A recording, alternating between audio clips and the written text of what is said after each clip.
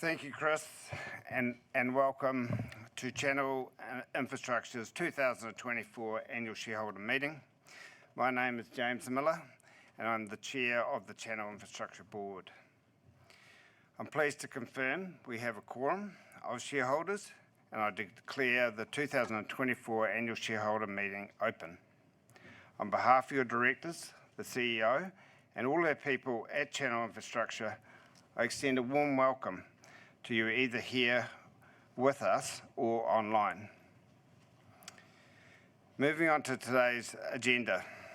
Ahead of the formal resolutions, I will talk to how our improved and more sustainable business model has delivered for our shareholders and enabled us to invest in becoming a world-class operator of our assets for New Zealand, and I will cover the new refreshed company strategy, which is focused on world-class operations, New Zealand's fuel security and resiliency, and the opportunity to come from decarbonisation of the production of aviation fuel.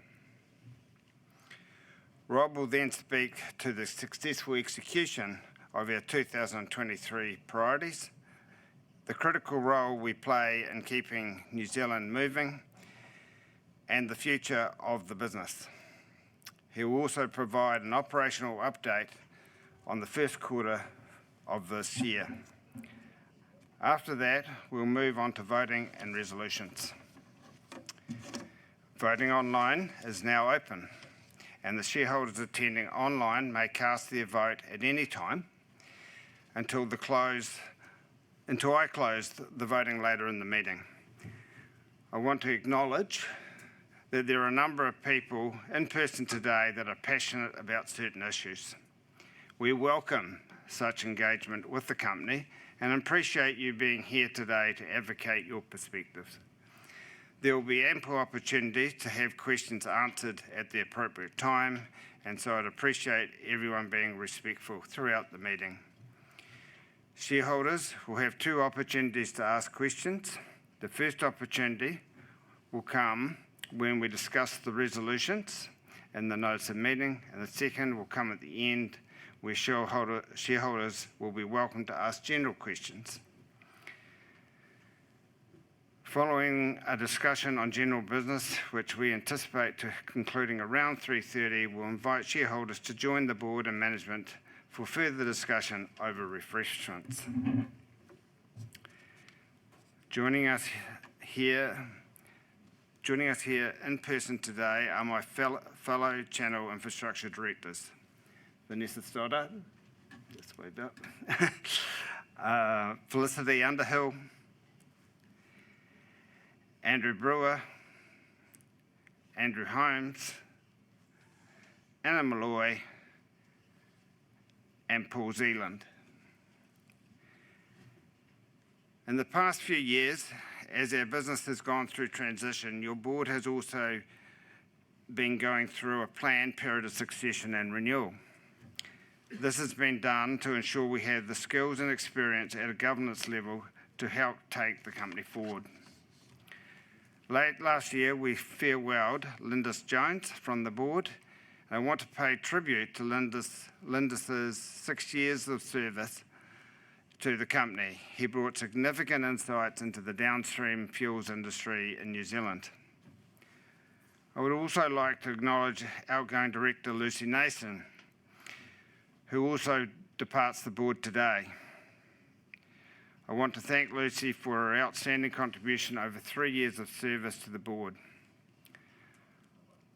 Lucy is a world-class expert in midstream fuel supply chains and emerging future fuels such as SAF.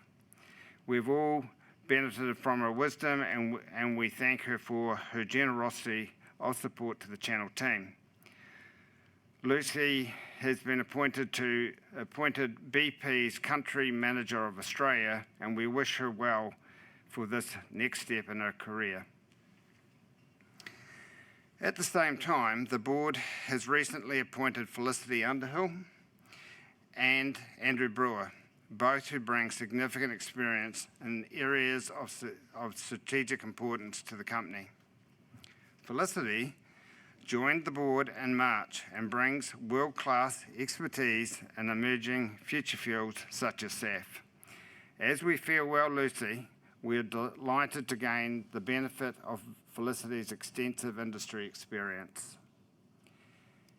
Andrew was appointed to the board in December last year and is highly experienced in world-class fuel infrastructure operations and leadership.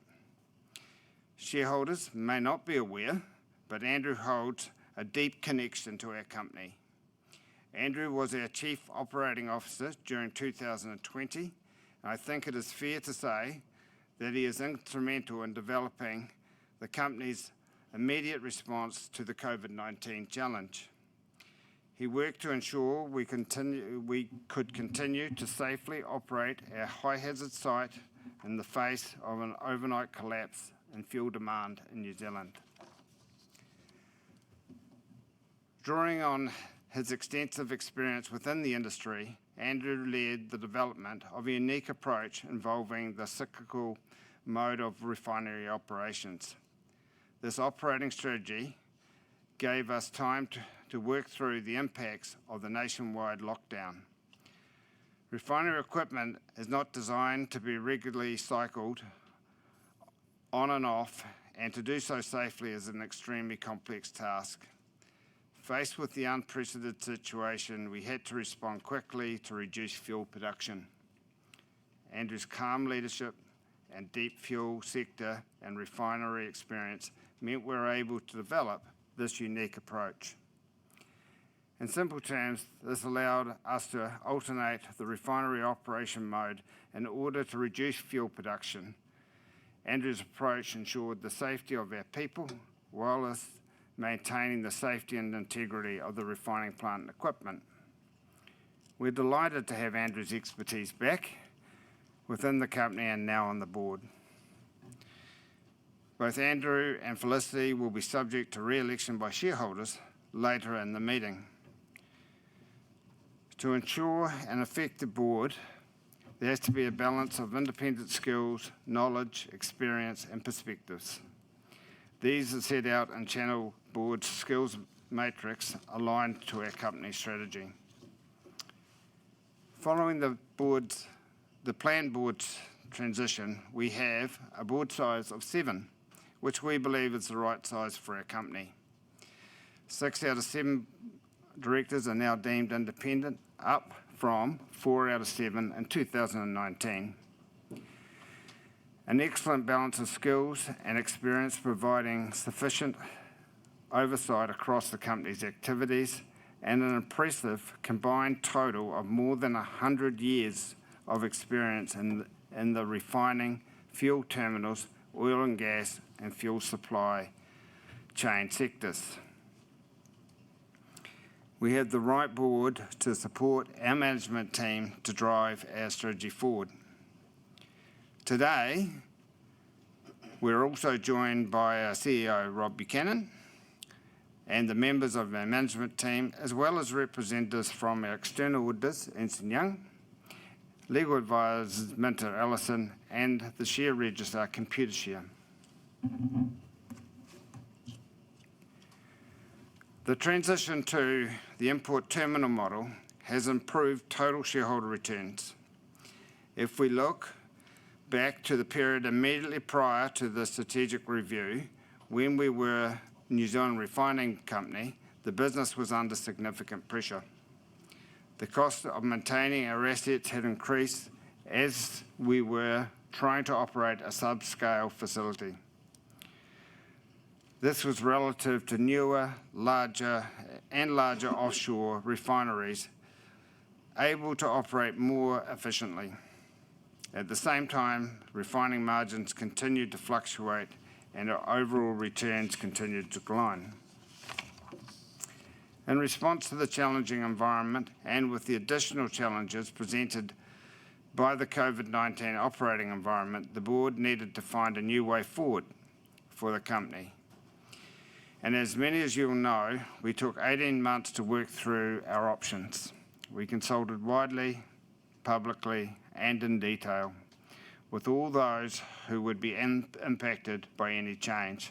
Of course, that included you, our shareholders, but also the government, our local community, and our iwi partners, our customers and our suppliers and our people. This process was lengthy and it was public, and at times we were accused of taking too long. But we provided updates along at every step of the way. I make no apology for taking the time to ensure we got this significant decision right.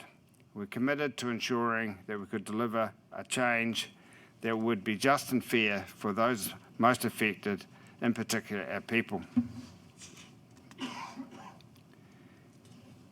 In the end, your board presented shareholders with a comprehensive proposal that it believed was in the best interest of the company. This proposal to close the refinery and convert to an import terminal was independently assessed as fair to shareholders. We didn't reach this significant decision without looking at this matter from every angle. This included taking account of the government policy settings of the day, particularly the signal that New Zealand needed to move past fossil fuels. We considered every possible option before us. The proposed way forward was overwhelmingly approved by shareholders with 99% of votes cast in favour. This was a response to a difficult operating environment we were faced with and a recognition that the future of our refining business was unsustainable. Since the shareholder vote in 2021 and the successful execution and delivery of the plan we promised you, the compound annual total shareholder returns, that is, returns from dividends and share price movements, has been 28.9%, compared with the compound annual total shareholder returns of minus 6.8% over the 10 years prior to the vote when we operated as a refinery. We are now positioned with steadily increasing and stable cash flows. These cash flows have not only allowed significant investment in our import terminal facilities, but also allowed us to return to dividend in 2022, ahead of our originally signalled plan. During 2023, we continued to perform strongly. The company declared ordinary dividends of 10.5 cents per share, and with confidence in our future cash flows and with the conversion projects being substantially behind us, the board declared a special dividend of 1.5 cents per share. With total dividends of 12 cents per share for 2023, we delivered a dividend yield of 8.3%. Our dividend policy is to pay out 60 to 70% of normalised free cash flow. The board is committed to delivering stable, ordinary dividends over time while maintaining credit metrics consistent with shadow investment grade credit ratings of BBB+. We've also had a strong start to 2024, driven by strong jet demand, fuel demand, which Rob will talk about shortly. In light of this, the board has taken the view to lift the 2024 EBITDA guidance to between 92 million and 96 million. This is up from the 91 to 95 million previously. Shareholders, Channel Infrastructure has been set up to deliver greater resiliency for New Zealand. Our new business model with stable cash flows has enabled us to bring online over 280 million litres of fuel storage capacity. We have invested over $100 million to deliver world-class terminal operations and improving the resilience of our assets.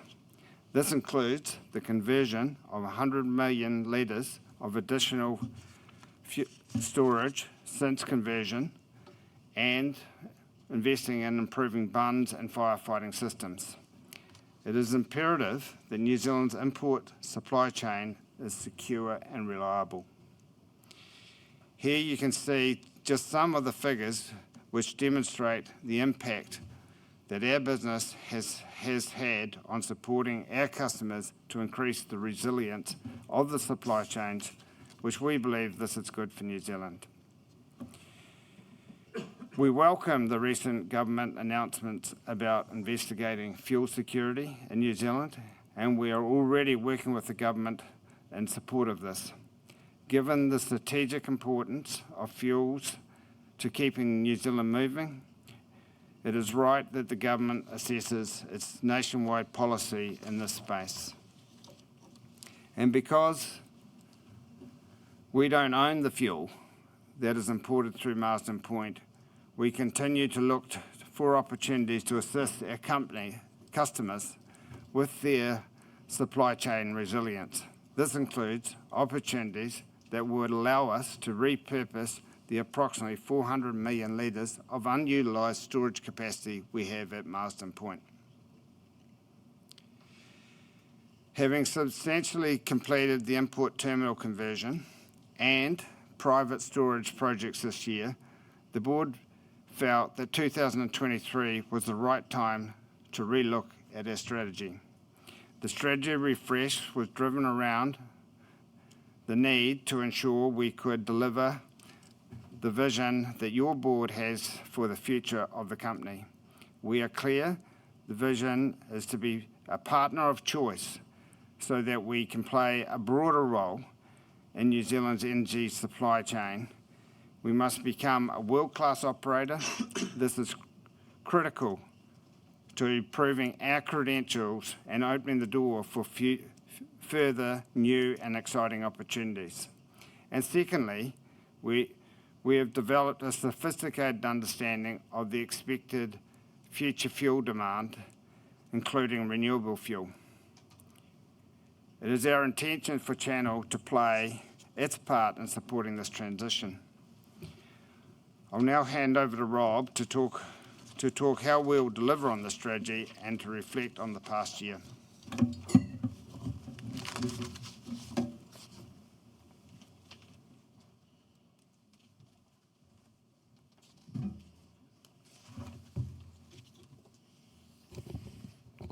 Thanks, James, and welcome everyone. It's been a big year, and I'm delighted to be joining you here today. Joining me from our management team is Alexa Preston, our Chief Financial Officer, Jack Stewart, our GM Operations, Peter Van Single, our Business Development Manager, and our General Counsel and Company Secretary, Chris Bougen, who you met at the start of the meeting. Before I begin, I want to take a moment to reiterate to shareholders what James has said to you today. Here on this stage, we have over 100 years of experience at all levels of refinery and terminal operations.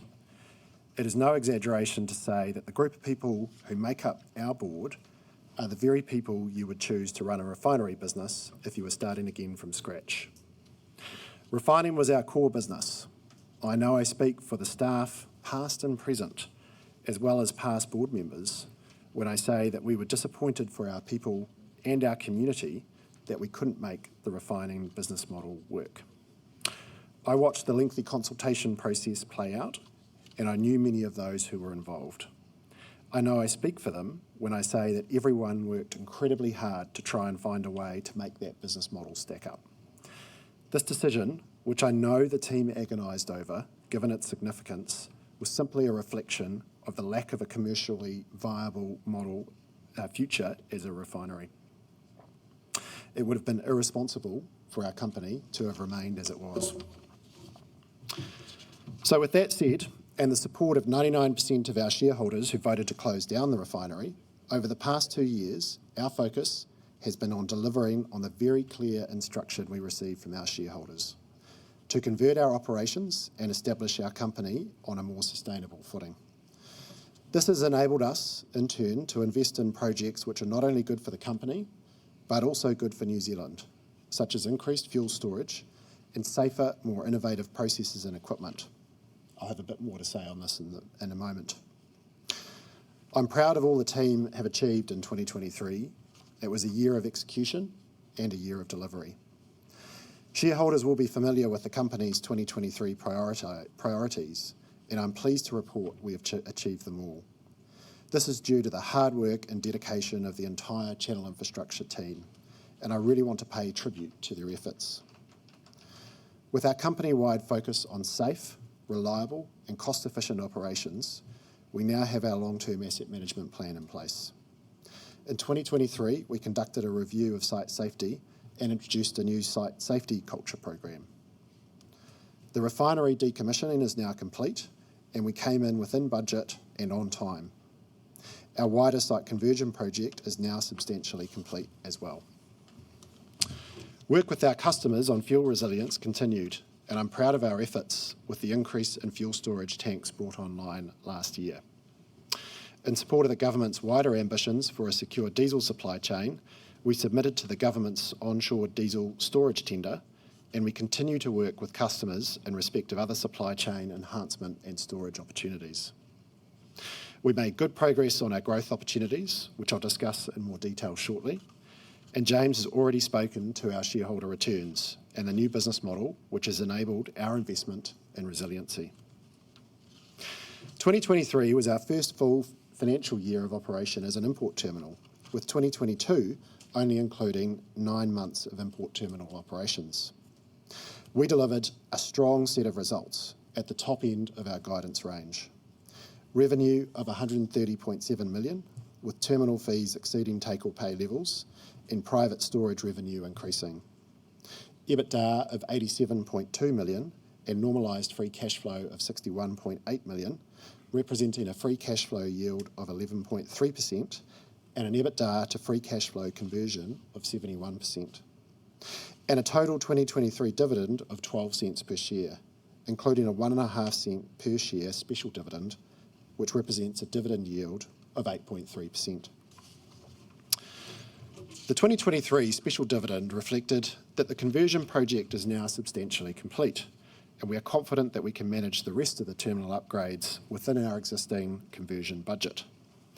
And the board's confidence in our company outlook, including a free cash flow yield that is substantially higher than our dividend yield, and a determination that we will be disciplined about the use of shareholders' capital.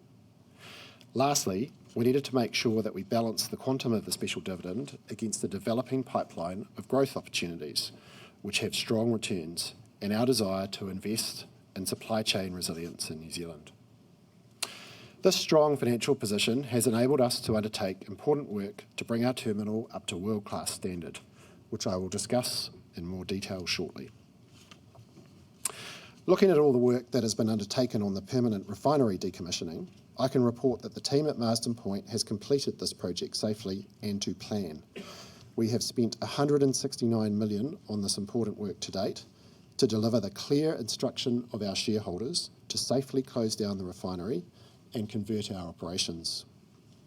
At the same time, we've increased the resilience of New Zealand's supply chain by completing the commissioning of additional storage tanks.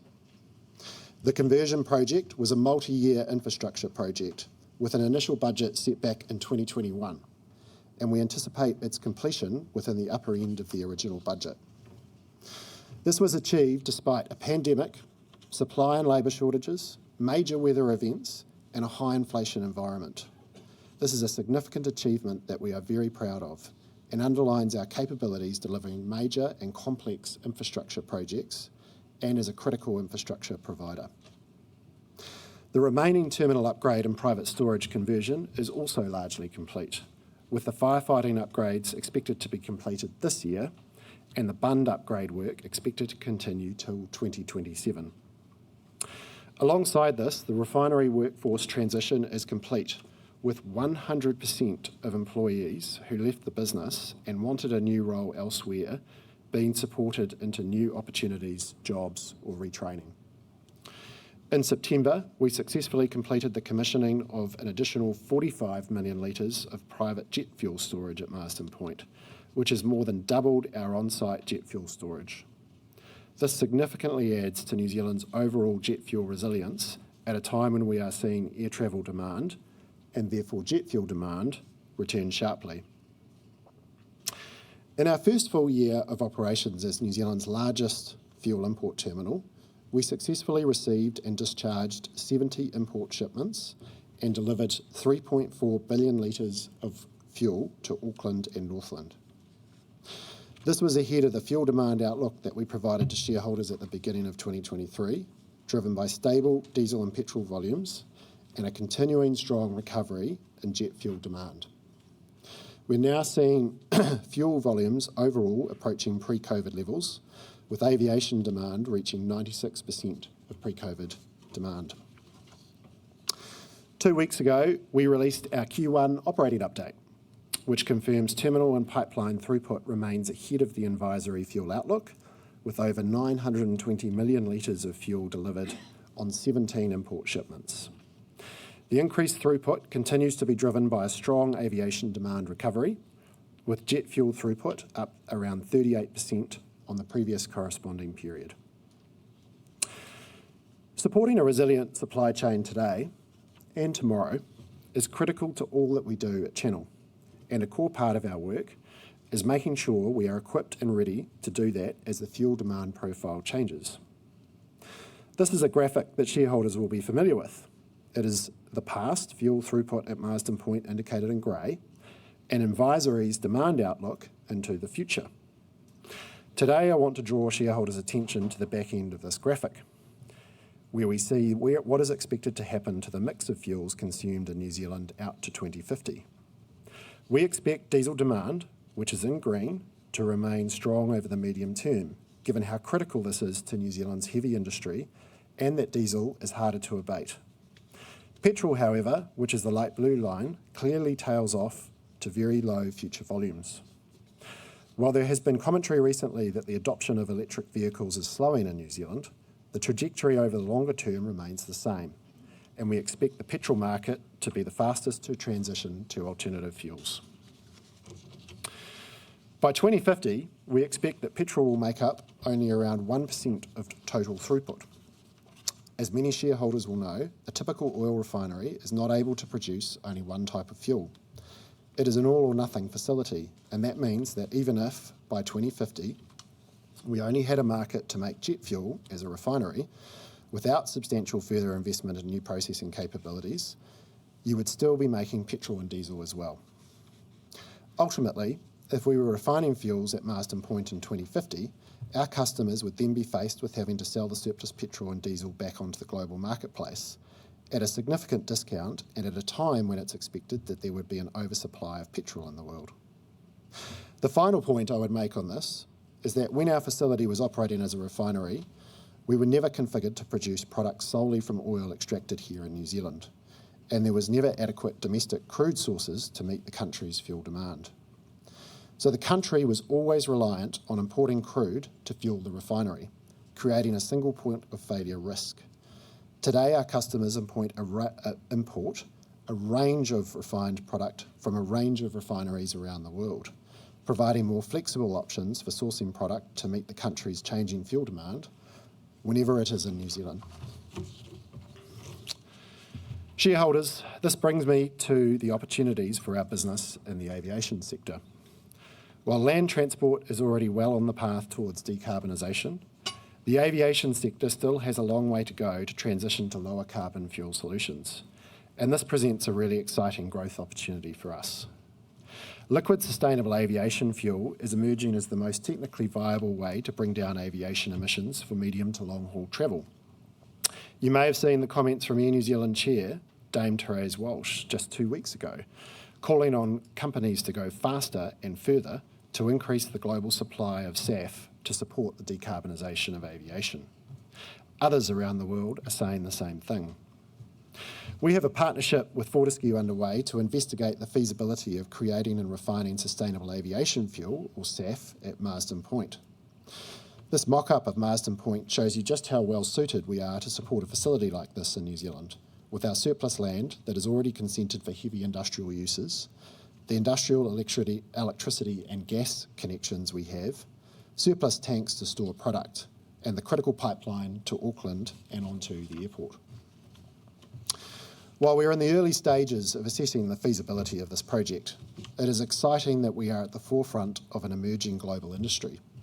This could be transformational for our business, our local community would get the benefit of investment and new jobs, and New Zealand would become one of the first movers in transitioning its aviation sector to lower carbon future. As James noted, supporting long-term asset resilience and positioning Channel as a partner of choice for fuel infrastructure is our strategic ambition as a company.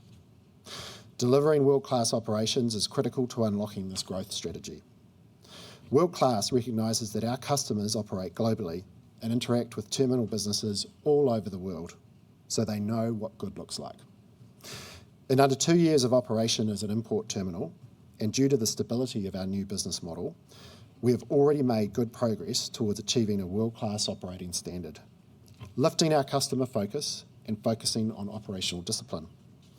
We have clear objectives across our infrastructure, systems, processes and capabilities to drive us further towards the standard of our international peers. As a high-hazard site, we are committed to ensuring that we get everyone safely home every day. Operating a safe workplace is foundational to our ambition to be a world-class operator of our infrastructure.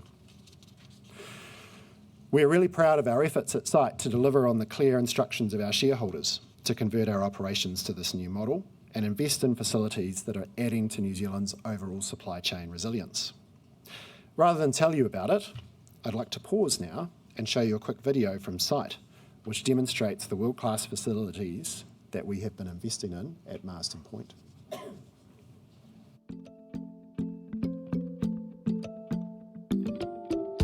Channel Infrastructure is focused on delivering a world-class fuels import terminal operation that New Zealanders can rely on. That means tanks that can store more of the fuels that New Zealand needs to keep moving by upgrading our facilities to meet the latest industry standards. Utilising modern innovations such as geodesic dome roofs on our tanks, floating suction arms and quick flush tanks all ensure fuel is always at optimum levels. Installing firefighting and secondary containment systems helps to keep our people and the environment safe. This matters because it all provides resilience for New Zealand. A resilient fuels supply chain keeps New Zealand moving forward. Fuel connects us to each other and the world, to our vital export markets, and it enables our tourism industry to thrive. Channel Infrastructure has a key role to play. It starts with being world-class in the management and operation of our critical infrastructure, and it means investing in our extensive tank capacity to allow our customers to store more fuel. At Channel, we're investing to become a world-class fuels import terminal operation for New Zealand. I think we can all agree that the contrast between the old facilities and those that have been upgraded is immense. The part that stands out most to me when reflecting on all the work that has been undertaken at site recently is the bund upgrades and firefighting systems, which draw on the very latest technology to not only keep our people safe, but to make sure we can respond quickly and efficiently to an emergency situation. This investment in our site is important as we strive to reach world class, and we could not have made these important investments if it were not for our new business model. As we prove our credentials as a world-class operator of terminals and fuel infrastructure, and with our low cost of capital positioning us as a strong infrastructure partner, we are willing and able to invest in projects beyond our site, where there are parties looking to partner and where we can provide a valuable contribution in support of fuels infrastructure for New Zealand. The New Zealand energy markets are undergoing a transition, and to the extent that other parties may be looking for a partner to invest in their facilities, or new partners may be seeking support in standing up additional energy or fuel storage capacity, Channel is open to owning and operating other terminals beyond Marsden Point. The greatest growth opportunities, as we know, lie in aviation fuels, but the forecast decline in road transport fuels could also present an opportunity for us to consolidate terminal infrastructure around New Zealand, which could benefit our customers through the energy transition. These are opportunities that we are open to, but that we expect to be playing out over a longer time frame. We have a proven track record as a critical infrastructure provider, and we are committed to investing in New Zealand fuel resilience. So, shareholders, I want to acknowledge that there are people here today who would like to see an oil refinery reopened at our site. We assessed every possible way forward to make that business model work. We have a depth of experience that is unrivaled in this space, and these are the people that you would want advising you on matters such as this. We're very lucky to have the board instead focused on delivering our vision for the company that aligns with where New Zealand is going, and is committed, as I am, to making sure we deliver supply chain resilience to our customers and the country. And with that, I'll hand back to James for the resolutions and voting. I look forward to answering shareholder questions and on our company strategy later in the meeting.